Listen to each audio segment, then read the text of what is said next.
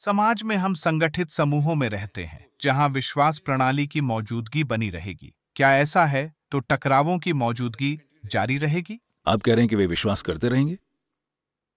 क्या आप यही कह रहे हैं? हाँ, विश्वास प्रणालियां जारी रहेंगी। क्या आप आगे के लिए भविष्यवाणी कर रहे हैं? इसे भविष्यवाणी होना जरूरी नहीं है। मेरे विचार से अगर आपकी बुद्धिमत्ता काम कर रही है, अगर आप उसे काम करने देते हैं, तो आपकी बुद्धिमत्ता किसी भी चीज में विश्वास करने में नाकाबिल है। क्या ऐसा नहीं है? हाँ या नहीं? हाँ।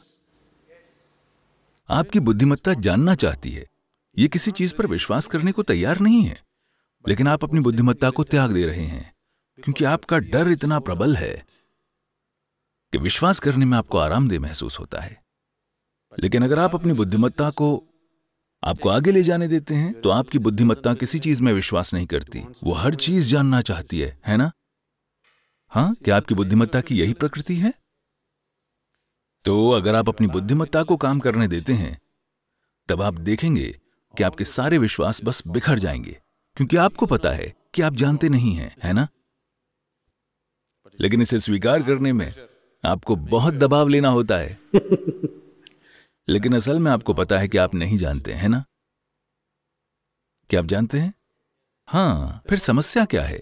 आपको किसी के आगे स्वीकार नहीं करना है। क्या आप कम से कम अपने आप से स्वीकार नहीं कर सकते कि मैं नहीं जानता?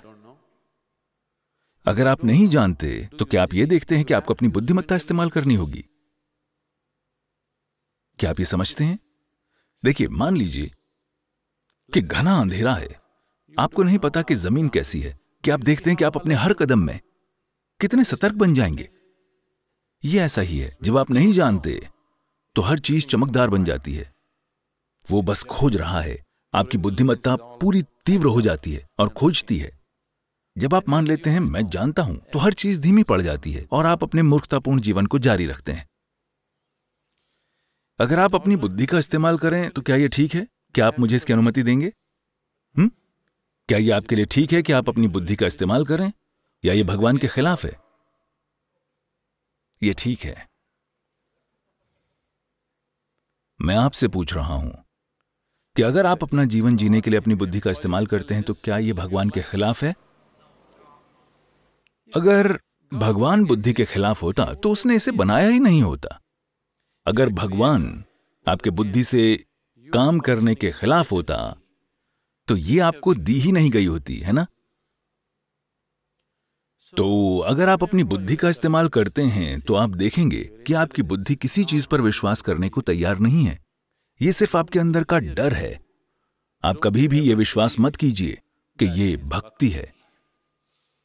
भक्ति नहीं, बस डर है जो आपको चीजों पर विश्वास करा रहा है ना? इसीलिए आपने इसे भय भक्ति बना दिया है। There's no Bhaya and Bhakti together. भय और भक्ति साथ नहीं होते।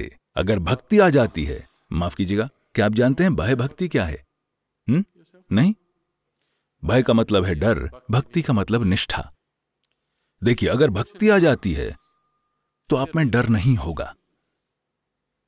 अगर डर मौजूद है तो उसका मतलब है कि भक्ति नहीं आई है। लेकिन आपने एक मिश्रण बना लिया है। आप दोनों को रखना चाहते हैं, भय भक्ति। भय भक्ति जैसा कुछ नहीं होता, बस भय, सिर्फ डर। डर और भक्ति साथ साथ नहीं हो सकते। कृपया इस पर गौर कीजिए।